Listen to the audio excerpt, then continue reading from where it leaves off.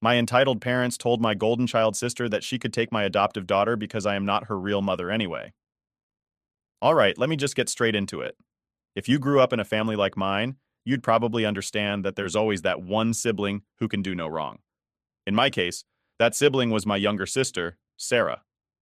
Honestly, it's like my parents had already made up their minds when she was born that she was going to be the golden child.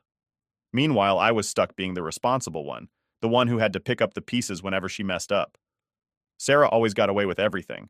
I'm talking about sneaking out at night, blowing off school, hanging with people who were definitely bad news. And my parents? They had a million excuses for her. She's going through a phase, they'd say. She just needs to figure herself out. Meanwhile, if I so much as raised my voice, I'd get a lecture about respect and responsibility. It was exhausting.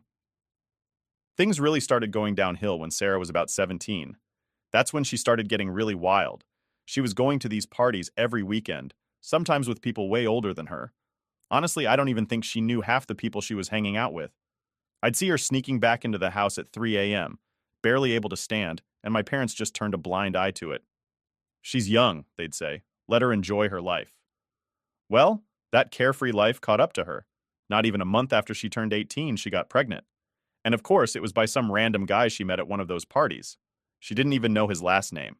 It was one of those moments where I thought, okay, maybe now our parents will step in and make her face some responsibility. But nope, that's not how things went down. Sarah was freaking out when she found out she was pregnant. I mean, she wasn't ready for a kid. She could barely take care of herself, let alone a baby. The first thing she said was that she wanted to get rid of it. She was adamant. She didn't want to be a mom, and honestly, I can't blame her for that. But my parents? Well, they weren't having it. They're super religious and acted like having an abortion was the worst thing she could ever do. They pretty much forced her to keep the baby despite how much she protested. I remember overhearing Sarah once saying she'd just leave the baby on some random doorstep when it was born if that's what it took to get rid of it. It wasn't just teenage rebellion or anger. She really didn't want this kid, and she was willing to do whatever it took to avoid being tied down by a baby. Fast forward a few months, and Sarah gives birth to this tiny little baby girl, Emily. Now, most people think that when a mother sees her baby for the first time, something clicks, and they instantly fall in love. Well, that didn't happen with Sarah. She barely looked at Emily. In fact, she left the hospital the day after giving birth and didn't even take Emily home with her. My parents brought the baby home while Sarah went off to, I don't know, find herself or something. And that's when everything changed for me. I couldn't just sit by and watch this little baby, my niece, be treated like an unwanted burden. I wasn't exactly jumping at the idea of becoming a parent, but someone had to step up, and it sure as hell wasn't going to be Sarah. So I made the decision to adopt Emily. I didn't even think twice about it. I wasn't going to let her grow up in a house where no one cared about her. Sarah didn't even put up a fight. She was more than happy to sign over her parental rights and walk away from it all. To her, it was like a huge weight had been lifted. Meanwhile, I was thrown into this whole new world of motherhood that I wasn't even remotely prepared for. When I told my boyfriend at the time, Ryan, about my decision, he wasn't exactly thrilled. In fact, he was downright pissed. We'd been together for 3 years, and he made it clear from the beginning that he didn't want kids. So when I told him I was adopting Emily, he gave me this ultimatum, him or the baby. Yeah, he really said that. And honestly, I didn't even have to think about it. I chose Emily. Ryan packed his stuff and walked out the door, and just like that, I was a single mom to a newborn baby. I'd be lying if I said it was easy. It wasn't, at all. I was 21, trying to finish my last year of college, working part-time just to pay the bills, and now I had a baby who needed me 24/7. There were days I thought I was going to lose it.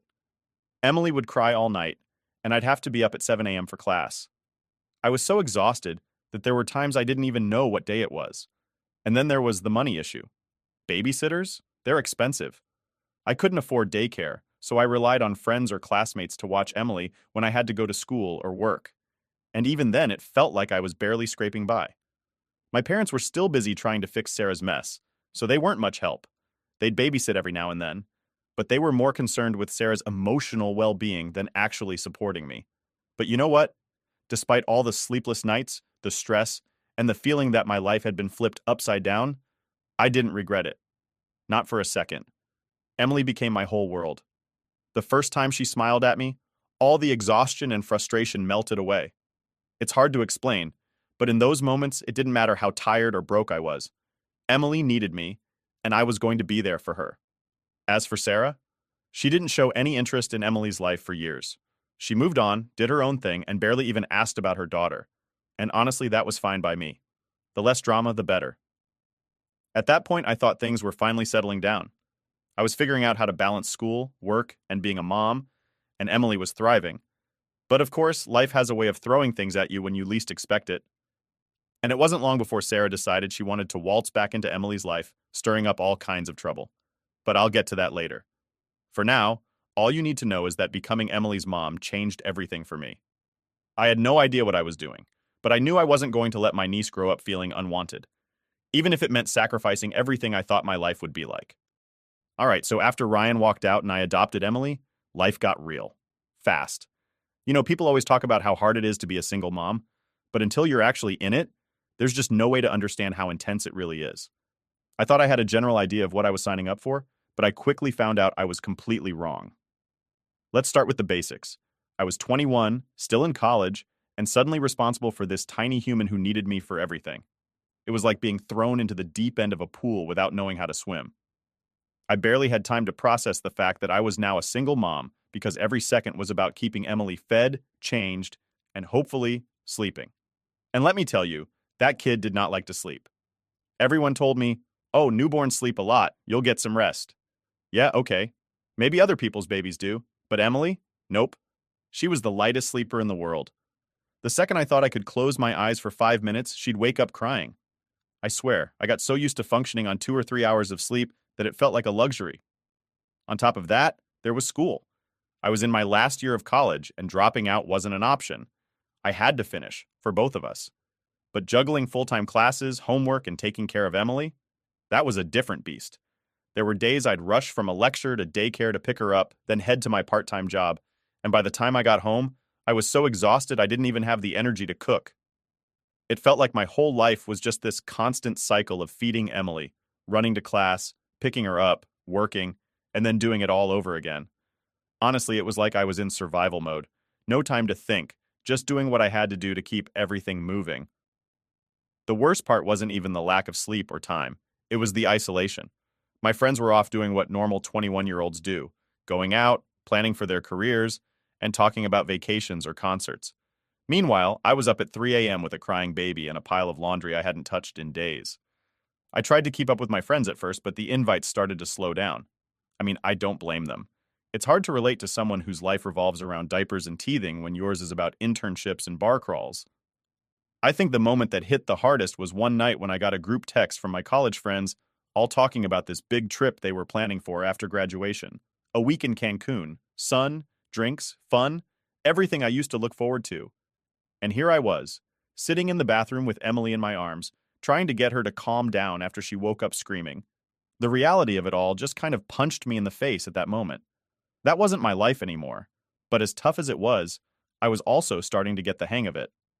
There were small victories, like the first time I managed to get Emily to sleep through the night.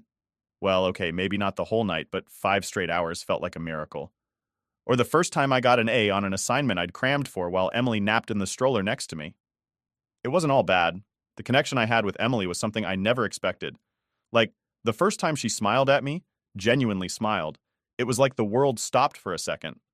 All the sleepless nights, the stress, the doubts, they didn't disappear, but they felt a little less heavy. In those moments, it was all worth it. There was one day that stands out. I had a huge exam, and I was stressed to the max. Emily was teething, so she was extra fussy. I had been up all night with her, trying everything I could to soothe her, and by morning, I felt like a zombie. I ended up taking her to daycare half an hour late, and by the time I got to my class, I was a wreck.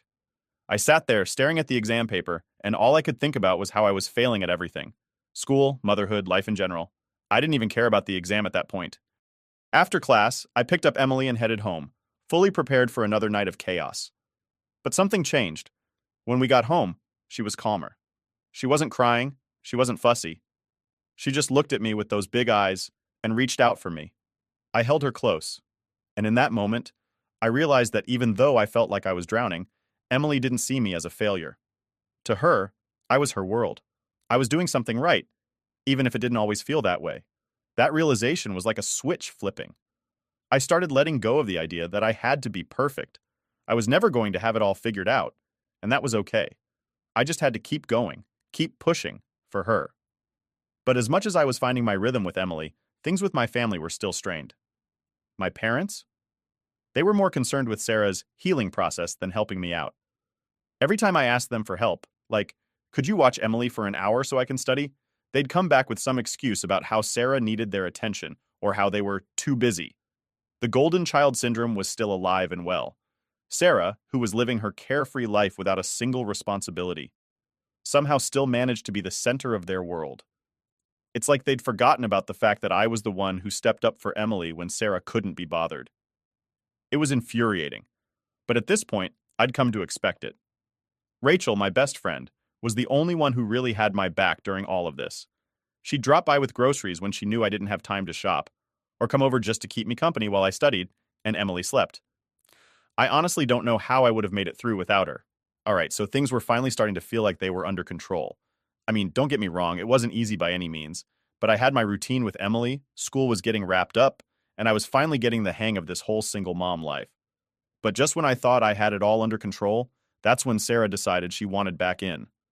I hadn't heard from her in years. Not a single call, text, nothing. And then, out of nowhere, she shows up at my parents' house for dinner one night, acting like the last 5 years didn't even happen. It was like she was coming back from a long vacation, ready to slide right into the role she abandoned. My mom was so excited to have her back, but I had a feeling in my gut that this wasn't just a casual visit. Something was coming. So a few days later, Sarah calls me up, and I'm not even going to lie, I didn't want to answer. But I did, and the conversation was so weird. She was all like, I've been thinking a lot about Emily lately. I really want to get to know her. I didn't even know how to respond at first because the nerve of her to act like she hadn't disappeared for 5 years was blowing my mind. I asked her, why now? What's changed? She didn't have a good answer, of course. Just the typical, I've changed, I've grown up, nonsense. And while part of me wanted to believe her, I wasn't stupid. I didn't trust her. But at the same time, I didn't want to be the bad guy. I didn't want to be the person who kept Emily away from her biological mother, no matter how much I knew she didn't deserve to be called that. So I agreed to let Sarah come over, not for Emily's sake, but because I wanted to see how serious she was about changing. If she really wanted to be a part of Emily's life, she'd have to earn it. But honestly, I wasn't holding my breath. When she came over for the first time, it was awkward. I mean, how do you reintroduce a woman to her biological daughter when the daughter doesn't even know she exists? I had told Emily before that Sarah was her birth mother, but I'd kept things simple because, let's face it, she was too young to understand all the complexities of that situation. To her, Sarah was just some random woman she'd never met. The first visit went about as well as you'd expect. Sarah tried to be all friendly, talking to Emily like they were old friends, but Emily wasn't having it. She was shy and stuck by my side the whole time. I mean, can you blame her? Sarah was practically a stranger, and kids are smart. They can sense when something's off. But here's where things started to get weird. After the first visit, Sarah kept coming back, and at first I didn't mind. I thought maybe it would be good for Emily to at least know her biological mom, even if Sarah had bailed on us before. But Sarah wasn't just coming by for short visits. She was hanging around longer and longer each time. It was like she was trying to ease herself back into a role she had no right to. She started bringing Emily gifts, new toys, clothes, even expensive stuff like tablets and gadgets. I mean, I appreciate a gift as much as anyone, but it felt off, like she was trying to buy her way into Emily's life. Emily didn't even need that stuff. She was happy with her dolls and crayons. But Sarah just kept piling on the gifts, almost as if she was trying to impress someone. It wasn't about Emily at all. It was about her ego. Then, one day, Sarah drops the big question. Do you think Emily could spend a weekend with me? I froze. I didn't know what to say. I mean, this is the same person who didn't even want Emily when she was born, and now she's asking to play weekend mom? I told her I'd think about it, but inside I was screaming no. There was no way I was letting Sarah take Emily, especially when she hadn't proven anything to me. I needed advice, so I called up Rachel. She knew the whole situation and was pretty much the only person who saw through Sarah's act. When I told her about the weekend request, she was furious on my behalf. She doesn't get to just waltz back in and act like she's some kind of hero, Rachel said. And she was right. Sarah hadn't done any of the hard work. She didn't stay up all night when Emily was sick or struggling to pay for daycare. She didn't raise Emily. I did. But my parents? Yeah, they were thrilled at the idea of Emily spending the weekend with Sarah. It'll be so good for them to bond, my mom said, like that was the answer to everything. I swear it's like they just forgot the last 5 years ever happened. They didn't see the damage Sarah had done by leaving. All they saw was their golden child coming back, and they were ready to forgive and forget in an instant. The problem was, I wasn't ready to forget. And I sure as hell wasn't going to just hand Emily over to Sarah like she was owed something. I had to put my foot down, and I knew that wasn't going to go over well. When Sarah came over the next time, she brought up the weekend thing again. I looked her right in the eye and told her, I'm not comfortable with that. You've only just started coming around, and Emily doesn't even know you yet. Let's take this slow. She didn't take it well. At all. She got all defensive, saying things like, I'm her real mom. I have a right to spend time with her. That hit a nerve, and I snapped back. You gave up that right the day you walked away. The look on her face? Pure shock, like she couldn't believe I was standing up to her. She stormed out of the house, and I thought, well, that's the end of that. But no, it wasn't.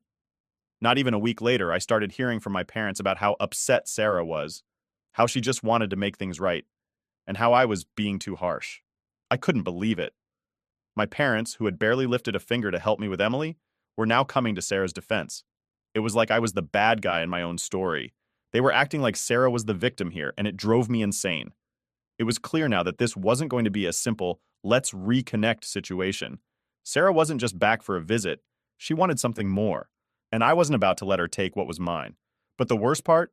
This was just the beginning. So, after Sarah's little meltdown at my house, I thought maybe she'd back off for a while. Maybe she'd realize that I wasn't just going to hand Emily over to her and that she'd have to earn her place in her life. But nope, that wasn't what happened. In fact, it seemed like things got worse after that. And this time, it wasn't just Sarah I had to deal with. It was my whole family. It started with my mom. Of course it did. She's always had a soft spot for Sarah, and even after everything that happened, she still saw her as this innocent little girl who just made a few mistakes. A few mistakes? Sarah basically abandoned her child for 5 years, but somehow that never seemed to register with my mom. She called me a few days after the blow-up with Sarah and went on and on about how Sarah's really hurting right now. I had to stop myself from laughing. I mean, Sarah was hurting? What about me? I was the one who had been raising Emily all this time.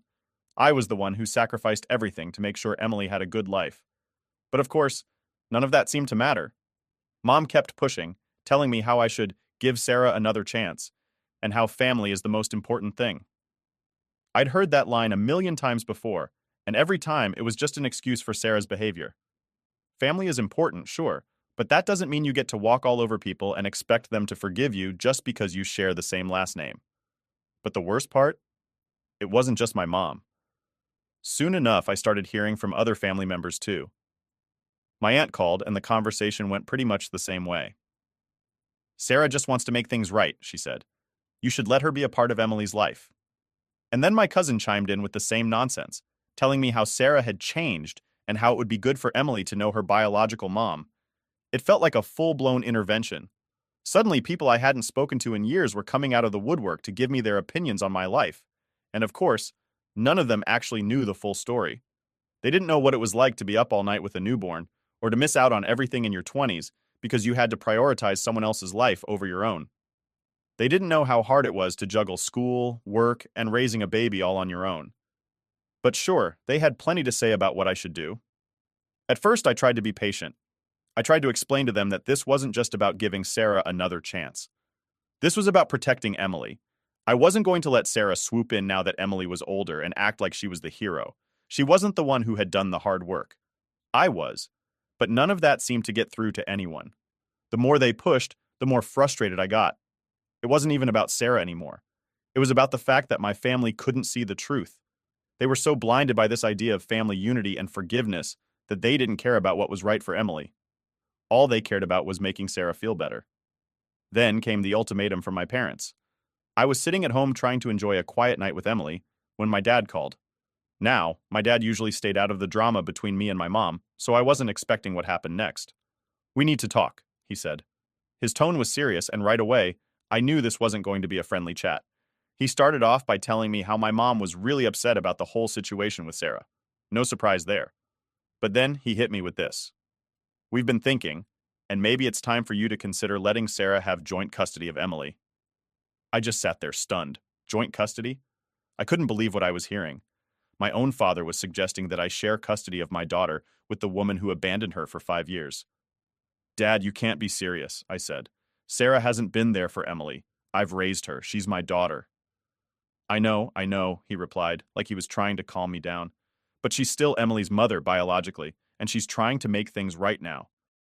It was like I was talking to a brick wall. No matter how much I explained that Sarah had given up her rights as a mother, they just didn't get it. In their minds, Sarah was still Emily's mom, and I was the one standing in the way of a reunion. The whole conversation left me feeling drained. It was like no matter what I did, I couldn't win. My parents were always going to side with Sarah, and it didn't matter how much I had done for Emily or how hard I had worked. To them, Sarah would always come first. After that call, I started to pull back from my family. I just couldn't handle the constant pressure anymore.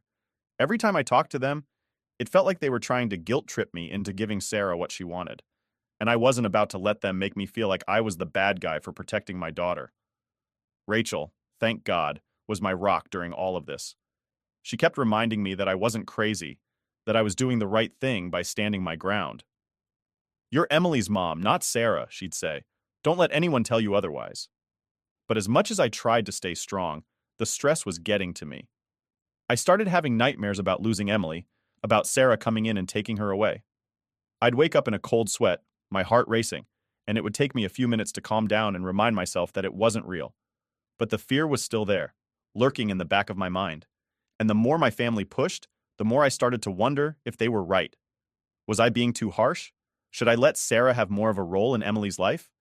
I knew deep down that I wasn't wrong, but when your own family turns against you, it's hard not to question yourself. Every day felt like a battle, and I was getting tired of fighting. And then came the moment that pushed everything over the edge. My mom showed up at my house unannounced, with Sarah in tow. I wasn't prepared for it, and honestly, I think that was the point. They wanted to catch me off guard, to get me to agree to something I wasn't ready for. My mom started off with her usual lines about family and forgiveness, but I could tell there was something more going on. Then she hit me with it.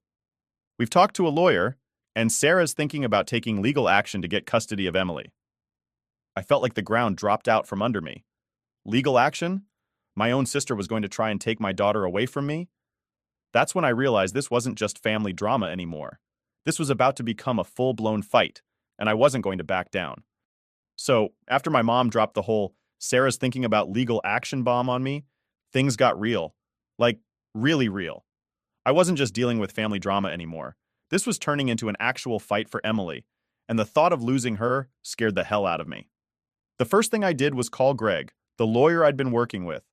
I wasn't about to take any chances. I needed to know exactly where I stood legally because I had no idea what kind of lies Sarah might try to throw at the court. Greg was calm, like always, which helped me feel a little less panicked. He reassured me that I had a strong case. Emily had been in my care since birth. I had legal custody, and Sarah had abandoned her for 5 years. Still, there was that nagging fear in the back of my mind. Courts can be unpredictable, and when it comes to family law, things can get messy fast.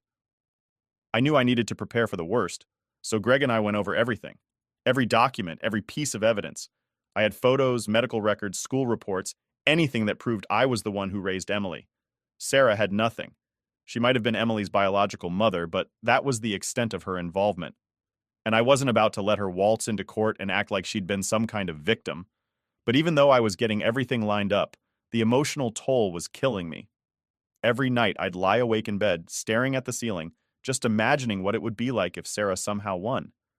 What if she convinced the judge that I was keeping Emily from her? What if the court actually gave her joint custody? I mean, this was my daughter, the little girl I'd raised from day one. The idea of losing her, even for a weekend, was unbearable. On top of that, my family wasn't letting up. My mom kept calling, trying to talk some sense into me. She actually said I should just agree to joint custody before things got ugly. Ugly? They were already ugly. And now she was acting like I was the one who was making it worse. My dad? He wasn't much help either. He'd just say things like, "Maybe this is what's best for everyone." Everyone except me and Emily, apparently. And then, as if things couldn't get worse, Sarah had the nerve to start showing up at Emily's school. The first time, she was just standing outside at pickup, watching from across the street. I don't know if she was trying to intimidate me or what, but it freaked me out. I didn't say anything to Emily about it because, honestly, she didn't even recognize Sarah. That's how much of a stranger Sarah was to her. But I knew this was Sarah's way of trying to get under my skin. I had to get the school involved. I told them not to let Sarah anywhere near Emily unless I was there, and thankfully, they were really understanding. But it felt like I was being watched all the time, like Sarah was just waiting for me to slip up. The court date finally came, and I was a nervous wreck. I walked into that courtroom and there she was, Sarah, with my parents sitting right behind her. I can't even explain how betrayed I felt seeing them there. They were supposed to be my parents. They were supposed to support me. But no, they were sitting there, backing Sarah up like she hadn't completely bailed on her daughter's life. The hearing itself was tense. Greg laid everything out: how I'd adopted Emily, how Sarah had abandoned her, how I'd been the one to provide for her in every way. He was calm, collected, and professional, while Sarah's lawyer tried to spin some story about how Sarah had turned her life around and how she just wanted to reconnect with her child. It was the same sob story she'd been feeding my family for months, but this time, it didn't fly. Then Sarah got up to testify, and man, was that something. She talked about how she was young and scared when she had Emily, and how she regretted not being there for her. She even started crying on the stand, trying to play the sympathy card. But I wasn't buying it, and neither was the judge. There was no way Sarah could explain away 5 years of complete absence, no matter how many tears she shed. When it was my turn to speak, I was shaking, not because I was scared of Sarah, but because the weight of everything hit me all at once.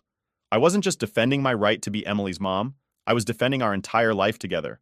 I told the court everything: how I'd been there for every milestone, every scraped knee, every late-night nightmare, how I'd done it all without any help from Sarah or my parents, and most importantly, how much Emily meant to me.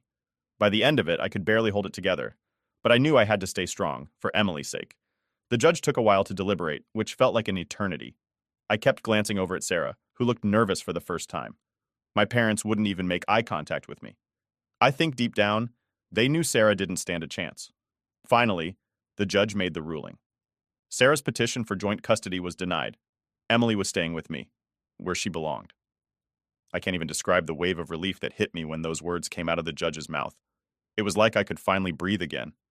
But even though I won the case, things weren't perfect. My relationship with my parents? It was shattered. I didn't even speak to them after the hearing. I just grabbed Emily and walked out of there. I didn't have anything to say to them anymore. If they wanted to side with Sarah, that was their choice. But I wasn't going to let them back into my life after what they did. As for Sarah, I haven't heard from her since the court ruling. I'm not naive enough to think she's gone for good, but for now, she's out of the picture. And that's all I care about. These days, things are starting to feel normal again. Emily and I are back in our routine, and we're happy. It's just the two of us, like it's always been, and I'm okay with that. Family isn't just about blood. It's about the people who are there for you, who support you no matter what. And if that means cutting off the toxic people, so be it. At the end of the day, I know I made the right choice. Emily is safe, and she's with the person who loves her more than anything in the world. That's all that matters.